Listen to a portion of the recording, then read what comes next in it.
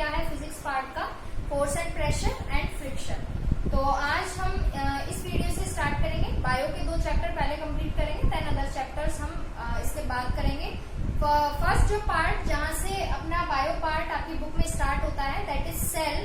Chapter number 8 है cell structure and function. इस chapter में हम पूरा सेल के बारे में पढ़ेंगे। सभी को पता होगा कोई भी जो भी लिविंग ऑर्गेनिज्म है विदाउट सेल उसका कोई भी एग्जिस्टेंस है ही नहीं। कोई भी लिविंग ऑर्गेनिज्म, सभी लिविंग ऑर्गेनिज्म चाहे वो कितना भी छोटा हो चाहे वो कितना भी बड़ा हो, सब मिलकर जो उसकी बेसिक यूनिट है किसी भी लिविंग ऑर्गेनिज्म की दैट इज सेल। तो जो इस चैप्टर में हम सबसे पहले सेल थ्योरी से स्टार्ट करेंगे कि क्या है सेल थ्योरी।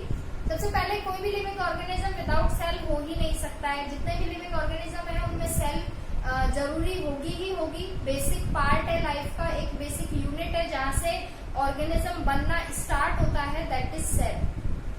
इसके बाद एवरी जो सेल होती है उसका जो कंटेंट होता है, उसका जो टाइप होता है वो सभी में सेम होता है। जितने भी लिविंग ऑर्गेनिज्म है इस यूनिवर्स में सभी का सेम है। डिफरेंस कहाँ आता है सेल के साइज में। अलग अलग लिविंग ऑर्गेनिज्म में सेल साइज अलग अलग होता है, शेप अलग अलग हो जाता है और उसी के अकॉर्डिंग उसके जो फंक्शंस हैं वो अलग होते हैं जो डिफरेंस करते हैं एक लिविंग ऑर्गेनिज्म को दूसरे लिविंग ऑर्गेनिज्म के साथ। तो जब 2 लिविंग ऑर्गेनिज्म में जो डिफरेंस है वो किस वजह से, क्योंकि उनके सेल में है वो डिफरेंस है। उसी के अकॉर्डिंग बाद में हम टाइप्स ऑफ सेल पढ़ेंगे। यूनिसेल्युलर ऑर्गेनिज्म पढ़ते हैं, मल्टी सेल्युलर ऑर्गेनिज्म पढ़ते हैं। यूनिसेल्युलर मीन ऐसे ऑर्गेनिज्म जो सिर्फ एक सेल पर ही अपनी पूरी लाइफ निकाल रहे हैं। Single cell organism unicellular organism बोलते हैं। मल्टी सेल्युलर दैट मीन बहुत सारी जो सेल होती है अलग अलग फंक्शनिंग के लिए अलग अलग जो सेल्स होती है that are multicellular organism, जो हमारे बाद की बात है। इसके बाद कोई भी जो सेल होती है, अब यूनिसेल्युलर में तो एक ही सेल होगी, लेकिन जहां मल्टी सेल्युलर की हम बात करेंगे तो जहां सेल अलग अलग है दैट मीन कोई भी सेल अलग नहीं होता है कि एक सेल अलग है और दूसरा सेल अलग निकल रहा है। जो सेल है वो एक ही टाइप की है। जो सेल होती है वो ओल्ड हो जाती है, वो ही डिवाइडेड होती है न्यू सेल्स में। तो एक सेल से ही दूसरी सेल बनती है, ना कि अलग इसकी सेल नर सेल अलग होगी और दूसरी सेल अलग होगी। अलग अलग नहीं होती है, एक दूसरे से ही निकलती है। इसके बाद जो बेसिक फंक्शन है जो सेल का हम पढ़ते हैं ऑर्गेनिज्म कैसे बनता है। तो सबसे पहले सेल और सेल ऐसे मिलके जो बनाते हैं उसको बोलते हैं टिश्यू। इसके बाद टिश्यू और टिश्यू मिलते हैं तो बनता है एक ऑर्गन। इसके बाद ऑर्गन और ऑर्गन मिलकर एक ऑर्गन दूसरे ऑर्गन से मिलकर एक पूरा ऑर्गन सिस्टम बनता है, जो कि अभी हम आगे जो चैप्टर्स पढ़ेंगे इसके बाद जो बायो के चैप्टर्स उसमें हम डिटेल पढ़ेंगे ऑर्गन सिस्टम्स का। और ऑर्गन सिस्टम दूसरे ऑर्गन सिस्टम के साथ मिलके, यहाँ हम 2 ही चीजों की बात नहीं कर रहे हैं कि एक सेल और दूसरी सेल टिश्यू बना देगी। दैट मीन सेल और सेल मिलकर टिश्यू बनता है, टिश्यू और टिश्यू मिलकर एक ऑर्गन बनता है। फिर ऐसे ही ऑर्गन्स मिलकर एक पूरा ऑर्गन सिस्टम बनाते हैं। ऑर्गन सिस्टम और ऑर्गन सिस्टम मिलाकर एक कंप्लीट ऑर्गेनिज्म बनता है। और किसकी हम बात कर रहे हैं, यहाँ हम ओनली लिविंग ऑर्गेनिजम्स की बात कर रहे हैं। लिविंग कोई भी ऑर्गेनिज्म लिविंग से नॉन लिविंग कब हो जाता है जब जो सेल है वो लिविंग से नॉन लिविंग हो जाते हैं। जब सेल अपना वर्क करना बंद कर देते हैं, अपनी फंक्शनिंग बंद कर देते हैं, वहां पर ऑर्गेनिज्म लिविंग से नॉन लिविंग में कन्वर्ट हो जाता है जब सेल डेड हो जाते हैं। तो जो बेसिक फंक्शन है जहां से हम स्टार्ट कर रहे हैं अपना life that is cell. Without cell किसी भी लिविंग ऑर्गेनिज्म का कोई भी एक्सिस्टेंस नहीं होता है। इसके बाद चैप्टर से स्टार्ट करते हैं। अभी हम फिर इसके बाद सेल थ्योरी पढ़ेंगे, क्या है सेल थ्योरी। इसके बाद टाइप्स ऑफ सेल पर आएंगे और सबसे मेन जो इस चैप्टर में है वो है प्लांट सेल और एनिमल सेल कि दोनों सेल्स में डिफरेंस क्या है। डिफरेंस जो होता है वो एक शेप का होता है और एक साइज का डिफरेंस होता है, फंक्शनिंग का डिफरेंस होता है। इसके अलावा किसी भी सेल का कोई भी और डिफरेंस नहीं होता है, जो भी हम इस चैप्टर में आगे पढ़ेंगे। इसके बाद सबसे पहले की पॉइंट्स हम इस चैप्टर में क्या क्या कंप्लीट करेंगे। सबसे पहले डिस्कवरी ऑफ अ सेल कि अब जब हम जो टॉपिक पढ़ रहे हैं सेल, उस वर्ड का, उस सेल का कहाँ से डिस्कवर हुआ, उसके बारे में हम पढ़ेंगे फर्स्ट पॉइंट में। सेकंड पॉइंट हम पढ़ेंगे ऑब्जर्विंग सेल। ऑब्जर्विंग सेल में हम पढ़ेंगे कि कोई भी जो सेल होती है वो इतनी छोटी होती है, क्योंकि हमने बताया एक मेन पॉइंट जो है वो हमारा सेल है तो बहुत छोटा होता है, जिसे हम नॉर्मली अपनी आईज से नहीं देख सकते। तो ऑब्जर्व करने के लिए माइक्रोस्कोप यूज में लिए जाते हैं। वो डिटेल हम इस टॉपिक में पढ़ेंगे ऑब्जर्विंग सेल में। इसके बाद सेल थ्योरी पढ़ेंगे। नेक्स्ट पढ़ेंगे यूनिसेल्युलर और multicellular organism. That mean unicellular mean ऐसे organism having only one cell and multicellular having more than 2 cells। इसके बाद levels of organism in multicellular organism. Multicellular organism में फिर लेवल होते हैं। लेवल में हम यही पढ़ेंगे, सबसे पहले सेल बनता है, देन टिश्यू बनता है, देन एक ऑर्गन बनता है, ऑर्गन सिस्टम बनता है, और इसके बाद एक ऑर्गेनिज्म फॉर्म होता है। इसके बाद शेप ऑफ द सेल, अलग अलग सेल की यूनिसेल्युलर में शेप कैसी होगी, मल्टीसेल्युलर में शेप कैसी होगी, साइज के बारे में पढ़ेंगे, क्योंकि अभी बताया था मैंने जो डिफरेंस होता है वो शेप और साइज के अकॉर्डिंग बनता है। इसके बाद स्ट्रक्चर ऑफ द सेल, कैसी हम सेल की स्ट्रक्चर, जो बेसिक स्ट्रक्चर होगी वो हम इस पॉइंट में पढ़ेंगे। एंड लास्ट प्लांट और एनिमल सेल, एक कंपैरिजन करेंगे कि एक प्लांट सेल कैसा होता है और एक एनिमल सेल कैसा होता है और दोनों में डिफरेंस क्या है, वो हम लास्ट टॉपिक में कवर करेंगे। इसके बाद है Riya was a bit confuse over the size of a cell, she discussed it with Raj के साथ उसने कुछ इस टॉपिक पर डिस्कस किया है। Are the cells in an elephant larger than the cells in a rat. एक रैट से एक एलिफेंट में जो सेल साइज है वो डिफरेंस होता है क्या? तो राज ने क्या आंसर दिया है, no not at all.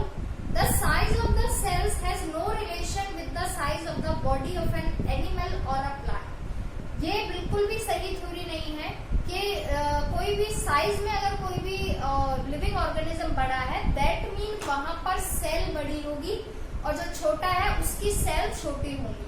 Size of the cell से कोई मीनिंग नहीं है साइज ऑफ द किसी भी लिविंग ऑर्गेनिज्म के साथ। It is not necessary that the cell in the elephant be much bigger than those in a rat.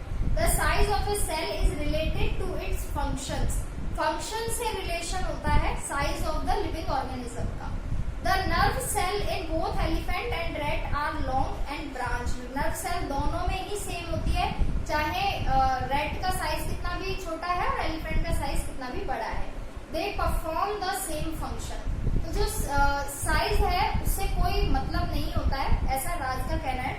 आगे हम इस चैप्टर में इस कंफ्यूजन को भी क्लियर करेंगे जब टॉपिक आएगा size of a cell. Start करते हैं chapter page number 89।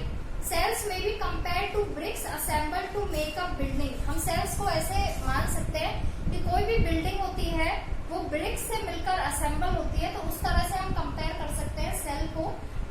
Similarly cells are assemble to make the body of every organism. तो कोई भी ऑर्गेनिज्म होगा उसका जो बॉडी होता है वो असेंबल होता है, ऐसे ही सेल मिलकर ही एक ऑर्गेनिज्म को बनाते हैं। We all have our origin in a cell.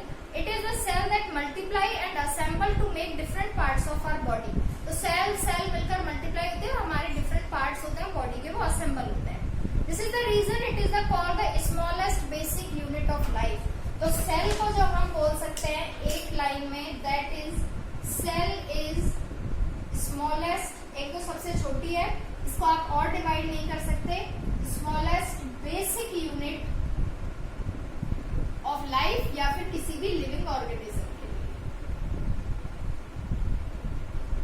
यहां से जो हम चैप्टर है सेल, जो टर्म है सेल, वो स्टार्ट करते हैं topic.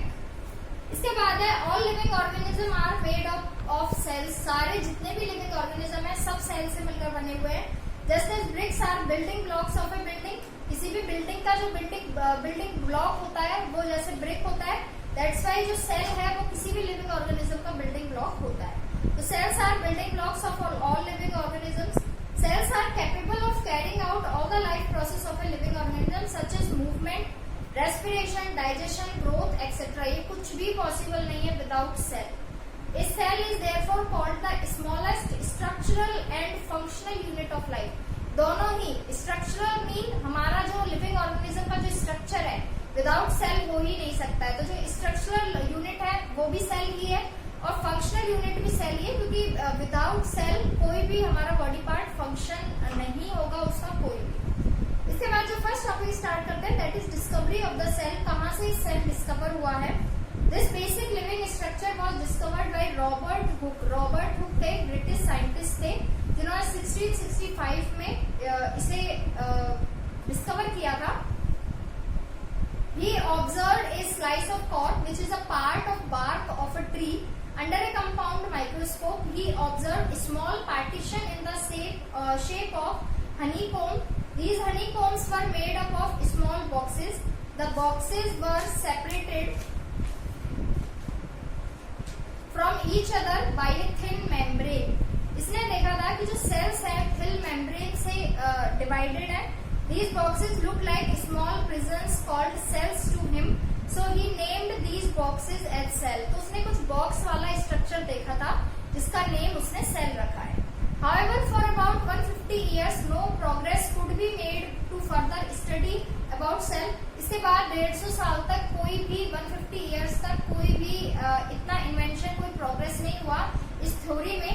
With the invention of advanced microscope like scanning electron microscope SEM बनाया गया and transmission electron microscope TEM बनाए गए जो मैग्नीफाई कर सकते हैं 2 लाख टाइम्स तक। Further studies in this field were made. तो 2 लाख टाइम जितना मैग्नीफाई करेंगे उसके बाद सेल थ्योरी आगे बढ़ी थी। तो सिर्फ एक डिस्कवर का जो पॉइंट है वो जाता है रॉबर्ट हुक को। इसके बाद क्योंकि नेम सेल जो है नेम इन्होंने दिया था। इसके बाद आते हैं ऑब्जर्विंग सेल्स पर कि किसी भी हम सेल को ऑब्जर्व कैसे कर सकते हैं। Next topic is observing cells. Cells are generally tiny living structures which cannot be seen by naked eyes. Cell जो होती है बहुत छोटा लिविंग स्ट्रक्चर है जो हम नॉर्मली अपनी आईज से नहीं देख सकते। Hence a magnifying device called microscope is used to observe and study them. That's why एक मैग्नीफाइंग डिवाइस बनाया गया जिसे माइक्रोस्कोप कहते हैं ऑब्जर्व करने के लिए और स्टडी करने के लिए। A microscope uses lenses that enlarge the size of an image. Microscope क्या करता है? जिस भी इमेज को हम देख रहे हैं उसको एनलार्ज करता है। दैट्स वाई उसे क्लियरली देखा जा सके उसके फंक्शंस को साइज को। एक कंपाउंड माइक्रोस्कोप कंटेन्स 2 लेंसेज। किसी भी कंपाउंड माइक्रोस्कोप के 2 लेंसेज होते हैं, the eyepiece lens and the objective lens. These 2 lenses are combined to produce a large image of the cells and other organelles present inside the cell. ये दोनों lens मिलके क्या करते हैं किसी भी जिस भी हम सेल को देख रहे हैं उसे लार्ज करते हैं और जिसके उसके अंदर भी जो प्रेजेंट होगा उसको भी देखा जा सकता है इन लेंसेज से। Thus they enable us to see different types of living cells and the structures they contain. Page number 90 पर डायग्राम है कंपाउंड माइक्रोस्कोप का जो आप देख सकते हैं। ये दोनों जो टॉपिक हैं ये इतना नीडेड नहीं है इस चैप्टर में क्योंकि हम बायो स्टार्ट कर रहे हैं। दैट्स वाई जो मेन फंडामेंटल जो थ्योरी है उसको पढ़ना भी जरूरी है। एग्जाम बेस में यहाँ कोई ओनली 1 मार्क का क्वेश्चन आता है कि आप सेल को ऑब्जर्व किससे करेंगे। मैग्नीफाइंग डिवाइस का नेम क्या है? माइक्रोस्कोप। एंड जो डिस्कवर किया था वो किसने किया था? रॉबर्ट हुक ने 1665 में। इसके अलावा इन 2 टॉपिक्स में पढ़ने के लिए ऐसा कुछ है नहीं। एक्टिविटी पढ़ते हैं। एक्टिविटी 8.1 ऑब्जेक्टिव है to observe the cells in an onion peel under a microscope. एक अनियन पील जो होता है उसमें उसकी जो सेल होती है वो कैसी होती है उनको ऑब्जर्व करने के लिए माइक्रोस्कोप से उन्हें ऑब्जर्व किया गया है। जो आपको करना नहीं है पढ़ना है ओनली। प्रोसीड्यूर क्या है? Take an onion, remove its peels from the centre bulb, separate a white fleshy layer with the help of forceps. Take a small piece of this layer and place it on a slide along with a couple of drops of fresh water.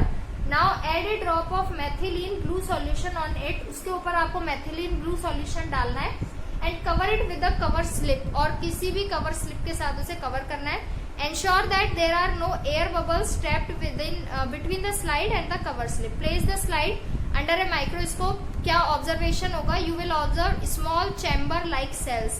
तो जो diagram में दिया हुआ है इसका ये दिखाया जाएगा। माइक्रोस्कोप में आपको ऐसा कुछ दिखेगा जो क्या है? सेल्स हैं present in thin membrane of the onion peel. इसके बाद एक्टिविटी 8.2 है to observe the human cheek cell under a microscope. Take a clean toothpick. Use this toothpick to scrape the inside of your cheek. Do not scratch the toothpick hard, otherwise it will hurt you. Place the scraping on a slide along with a couple of drops of fresh water. Now add a drop of methylene blue solution on it. और ये आपको हमेशा याद रखना है, microscope में जिस भी चीजों को देखा जाता है वहां पर ये मेथिलीन ब्लू सॉल्यूशन उस पर डाला जाता है. And cover it with a cover slip. Ensure that there are no air bubbles trapped between the slide and the cover slip. Place the slide under a microscope. Observation क्या होगा? Human cheek cells are visible. They are irregular in shape. These are animal cells. There is a thin cell membrane but no cell wall. तो activity हमने पढ़ ली है, लेकिन इसका कोई meaning नहीं है, हमें इसका ऐसा कोई काम नहीं पढ़ने वाला है. जो मेन चैप्टर हमारा स्टार्ट होगा वो स्टार्ट होगा पेज नंबर 91 से, जहां हम स्टार्ट करेंगे सबसे पहले सेल थ्योरी और यूनिसेल्युलर और मल्टीसेल्युलर ऑर्गेनिज्म क्या होते हैं वो हम पढ़ेंगे. सबसे पहले स्टार्ट करते हैं सेल थ्योरी क्या है. सेल थ्योरी सबसे पहले 1838 में Theodor Schwann and Matthias Jakob Schleiden German biologist थे. ये दोनों ही जिन्होंने 1838 में डिटेल दी थी कुछ बेसिक फैक्ट्स की सेल के बारे में, कि जो हम सेल टॉपिक पढ़ रहे हैं, मेन जो चैप्टर है हमारा वो यहाँ से स्टार्ट होगा पेज नंबर 91 से. जो आपका सबसे मेन है, सबसे पहले सेल थ्योरी आएगी कि आप सेल के बारे में कितना जानते हैं, वो हम इस चैप्टर में पढ़ेंगे. These facts were grouped under the title the cell theory. The main points of this theory are, सबसे पहले 5 points इसमें include किए हैं. First is all living things are made up of cell. तो हम पढ़ चुके हैं जितनी भी living things हैं without cell कोई existence नहीं है. तो जितनी भी living things हैं सब cell से मिलकर बना है. Second है the basic structure of all the cell is similar. कितना भी बड़ा लिविंग ऑर्गेनिज्म हो, कितना भी छोटा लिविंग ऑर्गेनिज्म हो, जो बेसिक स्ट्रक्चर होता है, जैसे बनता है सेल, वो सिमिलर होता है सब में. लेकिन डिफरेंस कहाँ होता है? But the cells differ in size, shape and the function they perform. Function जो मेन होता है उसके अकॉर्डिंग ही सेल साइज, सेल शेप और जो लिविंग ऑर्गेनिज्म का जो स्ट्रक्चर है वो उसी अकॉर्डिंग चेंज होता रहता है. इसके बाद थर्ड पॉइंट है old cells divide to form new cells. New cells कभी भी नए नहीं बनते हैं. ओल्ड जो सेल होते हैं, पुराने जो सेल होते हैं, वही डिवाइड होते हैं और जब नए सेल बनते हैं, कहीं से उगते नहीं है नए सेल. इसके बाद फोर्थ है the structure of a living organism is determined by the arrangement of cell. ये सबसे मेन पॉइंट है कि किसी भी लिविंग ऑर्गेनिज्म का कैसा स्ट्रक्चर होगा. जैसे रेट का स्ट्रक्चर अलग है, एलिफेंट का अलग है, ह्यूमन बींग्स का अलग है, प्लांट्स का अलग है. तो इन सभी का स्ट्रक्चर कौन डिफाइन करता है कि सेल्स का अरेंजमेंट बॉडी में किस तरीके से है. जिस तरीके से सेल का अरेंजमेंट होगा, लिविंग ऑर्गेनिज्म के बॉडी का अरेंजमेंट भी उसी तरीके से चेंज होता है. इसके बाद लास्ट पॉइंट है cells also determine how an organism performs various functions. इसके बाद सेल के जैसे जैसे अलग अलग फंक्शंस हैं, तो हमारी जो बॉडी है या जो भी लिविंग ऑर्गेनिज्म है उसके भी फंक्शन उसी अकॉर्डिंग अलग अलग हो जाते हैं. तो यहाँ हमने कंप्लीट की है सेल थ्योरी, जिसमें 5 पॉइंट्स हैं जो मेन है सेल के बारे में सभी को जानने के लिए. इसके बाद स्टार्ट करते हैं टॉपिक यूनिसेल्युलर और multicellular organism. Unicellular organism are those which are made up of a single cell. Unicellular organisms ऐसे ऑर्गेनिजम्स होते हैं जिनमें ओनली सिंगल सेल ही परफॉर्म करती है, सारे फंक्शंस को एक ही सेल संभालती है. In these organism all the functions like nutrition होगा, चाहे रेस्पिरेशन होगा, एक्सक्रिएशन होगा. न्यूट्रिशन मीन किसी भी चीज को हम इनटेक करते हैं, खाना जो होता है food intake, that is nutrition. Respiration पचना, उसका जो भी पूरा प्रोसेस होगा. एक्सक्रिएशन जो वेस्ट मटेरियल है उसे बॉडी से बाहर निकालना. तो जो पूरा प्रोसेस है सिंगल सेल परफॉर्म करता है. ग्रोथ हो चाहे रिप्रोडक्शन हो are carried out by the single cell. Example क्या है? Amoeba, paramecium, yeast and bacteria. आपने अमीबा और बैक्टीरिया तो मे भी पहले सुना होगा, यीस्ट भी आप सभी ने सुना ही होगा प्रोबेबली. पैरामीशियम, ये जो सारे चारों एग्जाम्पल्स हैं ये सिंगल सेल एग्जाम्पल है. लिविंग ऑर्गेनिज्म होते हैं, ये बहुत छोटे होते हैं लेकिन इनका जो सारा फंक्शन है वो सिंगल सेल परफॉर्म करता है. इसके बाद multicellular organism are those which are made up of more than one cell. जिस ऑर्गेनिज्म में सेल जो होगा, सेल नंबर जो होगा मोर देन 1 हो जाएगा, they are count in multicellular organism. Different cells perform specific function. अब cells जैसे जैसे अलग होंगे उनके फंक्शंस भी अलग अलग होंगे और इसी अकॉर्डिंग किसी भी ऑर्गेनिजम्स के फंक्शन डिसाइड होते हैं। All common plants and animals are multicellular organism. जितने भी हम प्लांट सेल, एनिमल सेल पढ़ते हैं, ये सारे मल्टी सेलुलर ऑर्गेनिज्म के अंदर आते हैं। एग्जाम्पल में you will be surprise to know that human beings contain trillions of cell. Billions आपने सुना होगा, मिलियन सुना होगा, million 10 lakh, then billions and then trillions. तो एक जो ह्यूमन बीइंग होता है उसमें ट्रिलियंस ऑफ सेल्स प्रेजेंट होते हैं हमारी बॉडी में। एक एक्स्ट्रा माइल है पेज नंबर 91 पर। All multicellular organisms including human beings, human beings को भी इंक्लूड करके बात की है। सभी multicellular organisms are made up of many cells, yet they start their life as a single cell only. लेकिन फिर भी जो लाइफ स्टार्ट होती है वो एक सिंगल सेल से ही स्टार्ट होती है। इसके बाद टिश्यू बनते हैं, ऑर्गन बनते हैं, ऑर्गन सिस्टम बनते हैं, पूरा ऑर्गेनिज्म बनता है जो हम नेक्स्ट टॉपिक में पढ़ेंगे। Yet they start their life as a single cell only. The single cell multiplies to form many cells. तो एक सेल ही मल्टीप्लाई होके उससे ही फर्दर डिवाइड होके नए सेल्स बनते हैं और इस तरीके से एक पूरा मल्टी सेलुलर ऑर्गेनिज्म बनता है।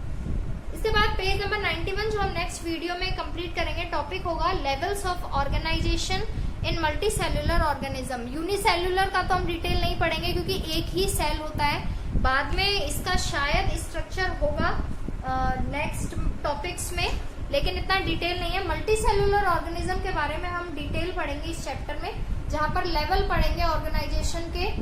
सेल से टिश्यू कैसे बनता है, टिश्यू से ऑर्गन, ऑर्गन से ऑर्गन सिस्टम, एंड देन एक ऑर्गेनिज्म किस तरीके से फॉर्म होता है।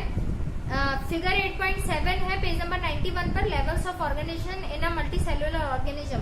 इसमें सबसे नीचे सेल है, दैट मीन जो बेसिक यूनिट ऑफ लाइफ है, बेसिक यूनिट ऑफ ऑर्गेनिज्म है, दैट इज सेल। सेल से स्टार्ट होता है structure, then second form tissue, second stage, then organ बनता है, then organ system and then पूरा एक लिविंग ऑर्गेनिज्म। इस टॉपिक में हम डेफिनेशन भी पढ़ेंगे टिश्यू की, ऑर्गन की, ऑर्गन सिस्टम की एंड ऑर्गेनिज्म की, और इसके बारे में फिर नेक्स्ट टॉपिक आएगा shape of the cell and size of the cell, और इसके बाद टाइप्स ऑफ सेल हम पढ़ेंगे, प्रोकैरियोटिक सेल और ईकैरियोटिक सेल क्या होता है, और फिर पूरा एक डायग्राम के साथ इसका स्ट्रक्चर और इसके अंदर क्या क्या प्रेजेंट होता है, जैसे सेल मेम्ब्रेन प्रेजेंट होता है, सेल वॉल होती है, साइटोप्लाज्म होता है, उस सब के बारे में पूरा डिटेल इस चैप्टर में पढ़ेंगे। तो इस चैप्टर को हम बेसिक यूनिट ऑफ लाइफ है, ये जो चैप्टर है जो सबसे पहले पढ़ाया जाता है बायो स्टार्ट करने से पहले, तो इसके बारे में डिटेल हम इस चैप्टर में पढ़ेंगे।